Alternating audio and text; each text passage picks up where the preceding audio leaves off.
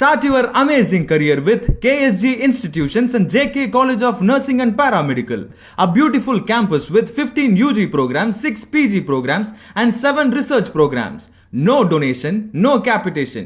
Join KSG Institutions, Singanallur, Coimbatore. உலகெங்கும் இருக்கின்ற ஜோதிட நண்பர்களுக்கு என்னுடைய பணிவான வணக்கங்கள்.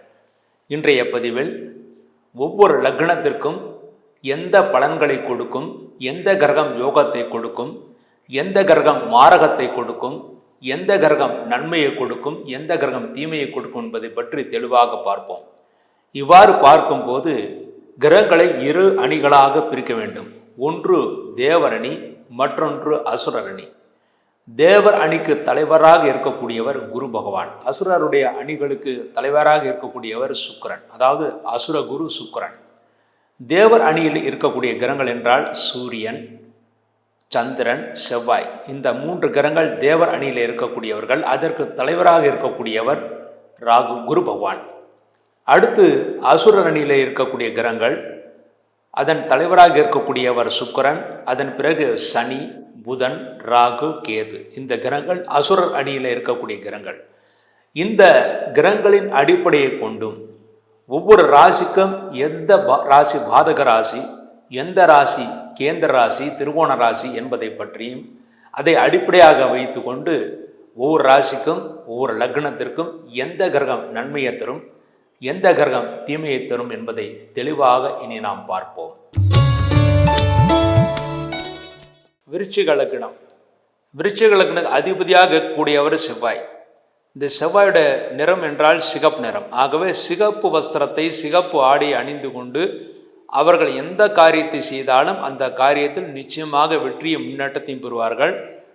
இந்த விருச்சிக லக்னத்தில் பிறந்தவர்களுக்கு பிராமணர்கள் மீது, தேவஸ்தானங்கள் மீது அதிக பற்றுடையவர்களாக இருப்பார்கள். இந்த லக்னத்திற்கு வாக்குஸ்தானாதிபதியாக குரு பகவான் வருவதனால் நிறைய ஜோதிடர்கள் இந்த விருச்சிக லக்னத்தில் பிறந்தவர்களாகத்தான் இருப்பார்கள். இவர்களுக்கு பகல் நேரத்தில் செய்யக்கூடிய காரியங்கள் எல்லாம் வெற்றி ஏற்படுத்தி கொடுக்கும். சூரியன் அஸ்தமனமான பிறகு எந்த காரியத்தை செய்தாலும் இந்த விருச்சிக லக்னத்தை பிறந்தவர்களுக்கு பெரிய நன்மை ஏற்படுத்தாது. பகல் நேரத்தில் செய்யக்கூடிய காரியங்கள் மட்டுமே வெற்றி ஏற்படுத்தி கொடுக்கும். அவர்கள் சௌமிய குணத்தை உடையவர்களாக, அதாவது நல்ல குணத்தை உடையவர்களாக இருப்பார்கள். இந்த லக்னத்திலே பிறந்தவர்களுக்கு அதிபதியாக செவ்வாய் வருகிறார். சிறிது கோபத்தை ஏற்படுத்தக்கூடியவர்கள், கோபத்தை உருவாக்கக்கூடியவர்கள். இருந்தாலும் வாக்குஸ்தானாதிபதியாக குருபான் வருவதனால் நல்ல வாக்குடையவர்களாக இருப்பார்கள். இவர்கள் சொன்னது பலிக்கும் என்று தான் இருக்கிறது. ஆகவே நிறைய ஜோதிடர்கள் இந்த விருச்சிக லக்னத்தில் பிறந்தவர்களாகத்தான் இருப்பார்கள். இந்த விருச்சிக லக்னத்திற்கு தனாதிபதியாக குரு வருகிறார். தேவஸ்தலங்களுக்கு யாத்திரைகளை செய்வார்கள். நல்ல தரிசனம் கிடைக்க பெறுவார்கள். குலதெய்வத்தினுடைய அருள் அவர்களுக்கு பரிபூர்ணமாக கிடைக்கும். இந்த ராசிக்கு 3, 4 கூடியவனாக சனி பகவான் வருகிறார். ஆகவே அவர்களுக்கு நண்பர்கள், உறவினர்களால் எப்பொழுதுமே ஏதாவது பிரச்சனை இருந்து கொண்டே இருக்கும். அவர்களுடைய பெரிய பிரச்சனையினால் அவர்கள் சிறிது தனித்து விடப்பட்டவர்களாக இருப்பார்கள். இந்த லக்னத்திற்கு 5ஆம் இடத்திற்குரிய குரு பகவானாக இருக்கிறார். பொதுவாக குரு புத்திர தோஷத்தை ஏற்படுத்தக்கூடியவர். ஆகவே 5 கூட குருவாக இருப்பதனால் அவர்களுக்கு குழந்தைகளால் பெரிய லாபம் கிடையாது. குழந்தைகளுக்கு செய்ய வேண்டிய காரியங்கள் சிறிது தாமதமாக நடக்கும். இருந்தாலும் அவர்களை தனித்து விட்டால் அவர்கள் நல்ல முன்னேற்றத்தை அடைவார்கள். இவருடைய வைத்து கொண்டால் பெரிய முன்னேற்றம் அவர்களுக்கு இருக்காது. அடுத்து இந்த லக்னத்தில் பிறந்தவர்களுக்கு 6 கூடையவனாகவும் செவ்வாய் இருக்கிறார். ஆகவே உடல் உஷ்ணம் அடைவதற்கான வாய்ப்புகள் இருக்கிறது. ஆகவே இவர்கள் காரமான உணவுப் பொருட்களை சாப்பிடுவதை முற்றிலுமாக தவிர்த்து விடுவது நல்லது. 7ஆம் இடத்திற்கு சுக்கரனாக வருகிறார். ஆகவே பொதுவாக இந்த விருச்சிக லக்னத்தில் பிறந்தவர்களுக்கு சிறிது கலத்தர தோஷம் இருக்கிறது. ஆகவே அவர்களுடைய தனிப்பட்ட ஜாதகத்தை பார்த்து அவ்வாறு கலத்தர தோஷம் இருந்தால் அந்த கலத்தர தோஷத்திற்கான பரிகாரம் செய்த பிறகு திருமணம் செய்தால் அவர்களுக்கு நன்மைகளை ஏற்படுத்தி கொடுக்கும். இந்த லக்னத்திற்கு மாரகஸ்தானமாக 3ஆம் இடம், 8ஆம் இடம். அந்த 8ஆம் இடத்திற்கு அதிபதி புதனாக வருகிறார். ஆகவே புதன் இந்த லக்னத்துக்கு பாப கிரகமாக இருக்கிறது. இந்த லக்னத்துக்கு எப்பொழுதெல்லாம் புதன் தசை, புதன் புக்தி வர்றதோ அப்பொழுதெல்லாம் பெரிய நன்மைகளை ஏற்படுத்தி கொடுக்காது. இந்த லக்னத்துக்கு மார்கஸ்தானமான 3ஆம் இடமும் 8ஆம் இடமும் லக்னாதிபதியே அமைந்து விட்டால் பெரிய முன்னேற்றம் இருக்காது. ஆகவே வேறு இடங்கள் கேந்திர திருவோணங்களில், அதாவது இந்த லக்னத்துக்கு அதிபதியான செவ்வாய் இந்த லக்னத்திற்கு 1, 4, 5, 7, 9, 10, 11 இந்த இடங்களில் இருந்தால் மட்டுமே இந்த செவ்வாய் யோகத்தை கொடுப்பார், இல்லாவிட்டால் பெரிய யோகத்தை ஏற்படுத்தி கொடுக்காது. இந்த லக்னத்துக்கு அஷ்டமாதிபதியாக புதன் வருகிறார். ஆகவே இவர்களுக்கு அடிக்கடி உஷ்ண நோய் ஏற்பட வாய்ப்பு இருக்கிறது. ஆகவே காரமான பொருட்களை சாப்பிடுவதை முற்றிலுமாக தவிர்த்து விடுவது நல்லது. இந்த லக்னத்திற்கு தொழிலாதிபதி, அதாவது முதலில் பாக்கியாதிபதியாக சந்திரன் வருகிறார். சந்திரன் இந்த லக்னத்துக்கு யோகாதிபதியாகவும் இருக்கிறார், அதாவது ஒரு திருவோணத்துக்கு அதிபதி. ஆகவே சந்திரன் யோகாதிபதி. ஆகவே பெண்களால் யோகம் இருக்கிறது, முன்னேற்றம் இருக்கிறது. இந்த லக்னத்துக்கு பாக்கியாதிபதி சந்திரன் இருப்பதனால் தந்தையுடைய சொத்துக்கள் இவர்களை வந்து சேரும். தந்தை இவர்களுக்கு அனுசனையாக நடந்து கொள்வார்கள். இந்த லக்னத்துக்கு சந்திரன் நல்லபடியாக இருந்தால் தந்தை நியூடில் இருப்பார்.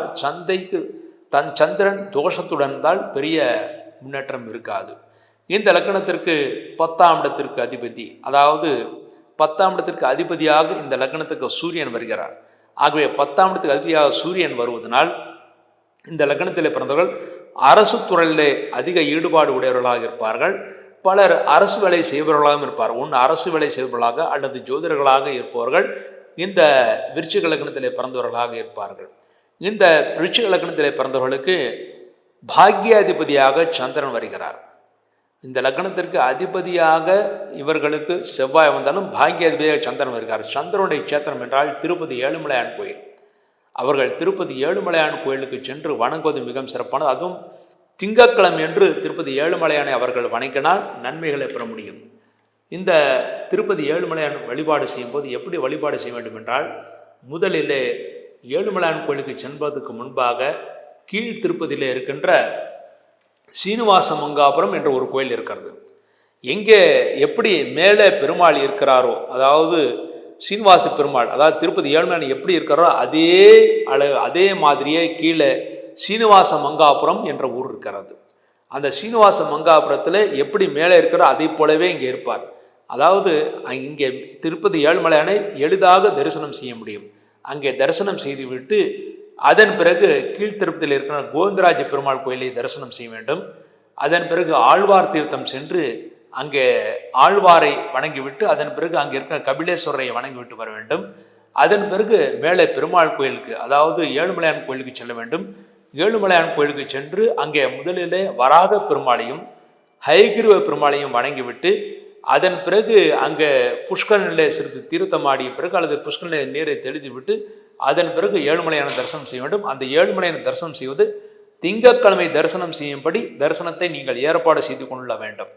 அவ்வாறு திங்கட்கிழமை இந்த விருச்சிக ராசி விருச்சிக லக்னத்தில் பிறந்தவர்கள் திங்கட்கிழமை ஏழுமலையான தரிசனம் செய்தால் எல்லா பாக்கியங்களும் பெற்று நன்மைகளை அடைவார்கள்.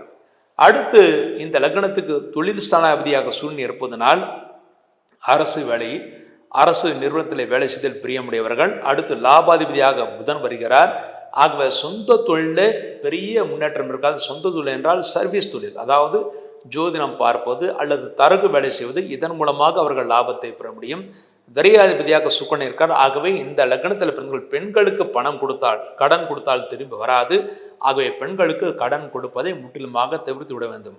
இந்த லக்னத்திலே பிறந்தவர்கள் நல்ல தனப்பிராப்தி பெற வேண்டும் என்பதற்காக அவர்கள் அவசியம் ஒரு முறை வியாழக்கிழமை என்று திருச்செந்தூர் முருகனை வழிபாடு செய்ய வேண்டும்.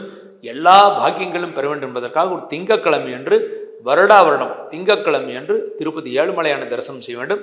இந்த தரிசனத்தின் மூலமாக இந்த விருச்சிக லக்னத்தில் பிறந்தவர்கள் எல்லா வகையிலான நன்மைகளையும் பெற்று சந்தோஷத்தை அடைவார்கள் என்பது உறுதி. இவ்வாறாக எந்த லக்னத்திற்கு எந்த தேவதைகள் என்பதை பற்றியும், எப்படிப்பட்ட ஆடைகளை அணிவது என்பதை பற்றியும், எந்த லக்னத்திற்கு எப்படி நாம் வழிபாடுகள் செய்ய வேண்டும் என்பதையும் விரிவாக பார்த்தோம். மேலும் ஒவ்வொரு லக்னத்திலே பிறந்தவர்களும் இந்த வழிபாடுகள் செய்வதன் மூலமாக எல்லா தோஷங்களும் விலகப்பெற்று சந்தோஷத்தை அடைவார்கள் என்பது உறுதி.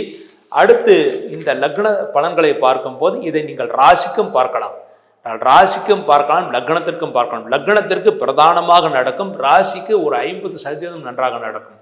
ஆக லக்னத்திற்கும் ராசிக்கும் இந்த பலன்களை நீங்கள் தெரிந்து கொண்டு எப்படியெல்லாம் நீங்கள் இருக்க வேண்டும், அதாவது எந்தெந்த வழிமுறைகளை நீங்கள் செயல்பட வேண்டும் என்பதை பற்றி கூறினேன். இதையெல்லாம் நீங்கள் கருத்தில் கொண்டு நீங்கள் செயல்பட்டால் உங்களுக்கு எதிர்காலத்தில் வரக்கூடிய அந்த சனி பயிற்சி ஆனாலும் சரி அல்லது குரு பயிற்சி அல்லது ராகுகேது பயிற்சி அல்லது செவ்வாய் பயிற்சி, எந்த பயிற்சி ஆனாலும் சரி, இந்த பயிற்சிகளுக்கெல்லாம் பெரிய தோஷங்கள் ஏற்படுத்தாது.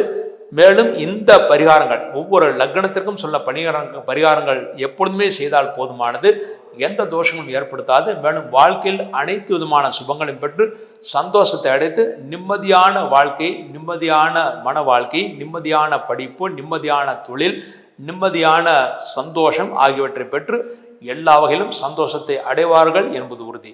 மீண்டும் ஒரு நல்ல பதிவில் இணைவோம் என்று கூறி விடைபெறுகிறேன். நன்றி, வணக்கம். Start your amazing career with KSG Institutions and JK College of Nursing and Paramedical, a beautiful campus with 15 UG programs, 6 PG programs and 7 research programs. No donation, no capitation. Join KSG Institutions, Singanallur, Coimbatore.